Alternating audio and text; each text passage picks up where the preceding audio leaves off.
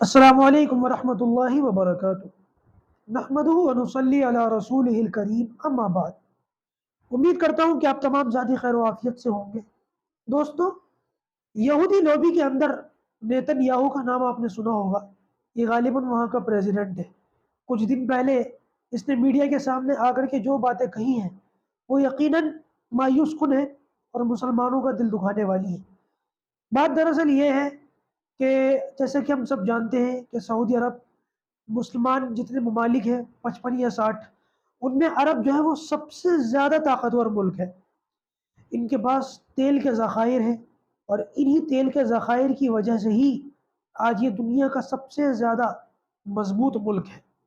ان کے پاس تیل کے ذخائر اتنے ہیں کہ اگر یہ چاہیں تو صدیوں اسی تیل کے اوپر منحصر رہ کر اپنے پورے ملک کا جو ہے آرام سے پیٹ پال سکتے ہیں، ان کی تمام ضروریات پوری کر سکتے ہیں۔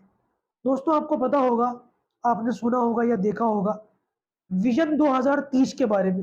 یہ دراصل سعودی عرب کا بہت بڑا پروجیکٹ ہے۔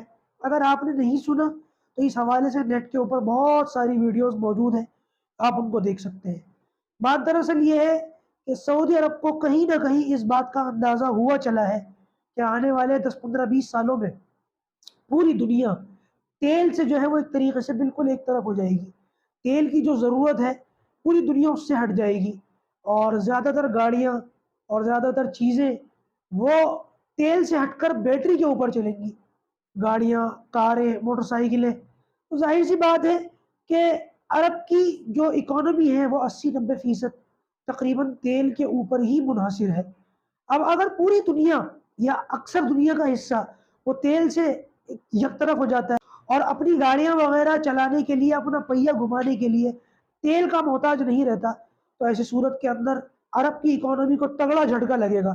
اسی لیے عرب جو ہے وہ اپنی اکانومی کو بچانے کے لیے ٹورزم پر شفٹ کر رہا ہے، تیل سے ہٹا کر کے ٹورزم پر شفٹ کرنا، تاکہ ان کی اکانومی بحال رہے اور سعودی عرب کو پریشان کن حالات کا سامنا نہ کرنا پڑے۔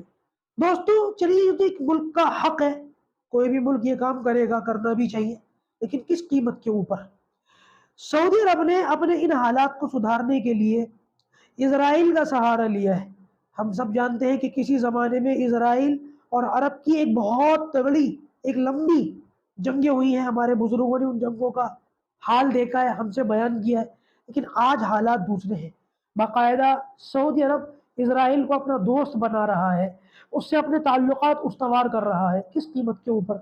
کیا ہمیں معلوم نہیں ہے کہ فلسطین کے مسلمانوں کے کیا حالات ہیں؟ اس وقت حالات یہ ہیں کہ سعودی عرب، چاہے وہ چیچنیا کا مسلمان ہو، ایتھوپیا کا مسلمان ہو، فلسطین کا مسلمان ہو، ہمارے یہاں ہند و پاک کے اندر جو حالات ہوں، یا اور کہیں پر بھی، برما ہو، دنیا بھر کے ملوک ہیں، وہاں مسلمانوں کے ساتھ جو سلوک کیا جاتا ہے وہ دنیا سے ڈھکا چھپا نہیں ہے۔ چین بہت زیادہ دور نہیں ہے۔ چین کے اندر کے حالات دیکھیں کہ وہاں کے مسلمانوں کو صرف مسلمان ہونے کی وجہ سے ڈیٹینشن سینٹرز کے اندر رکھا گیا ہے، طرح طرح کی ان کے اوپر ظلم اور زیادتیاں کی جاتی ہیں، ان کی نسلوں کو ایتھیسٹ بنانے کی پوری کوششیں کی جاتی ہیں، لیکن سعودی عرب کی کان کے اوپر جوں نہیں رینگتی، ان کو کوئی فرق نہیں پڑتا۔ وہ صرف اسرائیل کے ساتھ اپنے تعلقات کو خوشگوار بنانے کی کوشش اور جدوجہد کے اندر لگے ہوئے ہیں۔ کسی بھی قیمت پر ہو، ان کو مسلمانوں سے، پوری مسلم دنیا سے کوئی لینا دینا نہیں ہے۔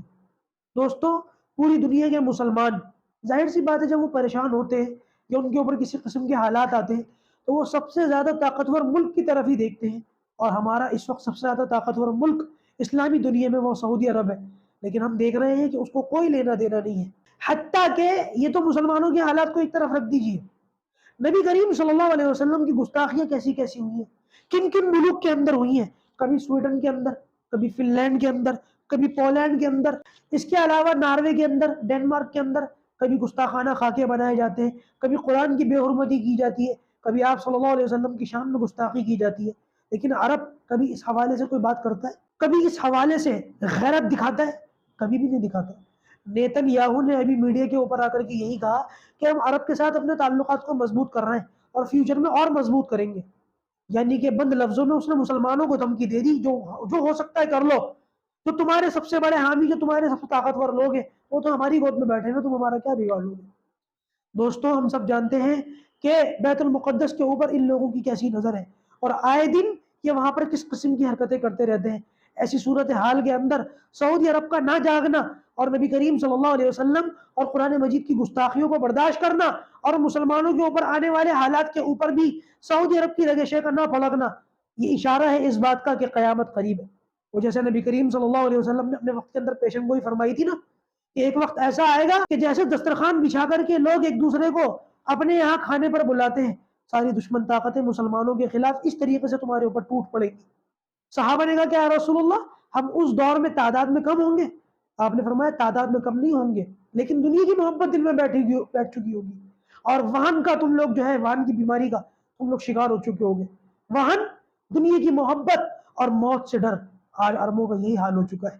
اللہ تبارک و تعالیٰ ان عربوں کو ہدایت نصیب فرمائے اور پوری دنیا کے اوپر جو حالات آئے ہوئے ہیں اس کے اوپر غور و فکر کرنے کی اور سنجیدگی کے ساتھ ان حالات کو سدھارنے کی توفیق نصیب فرمائے۔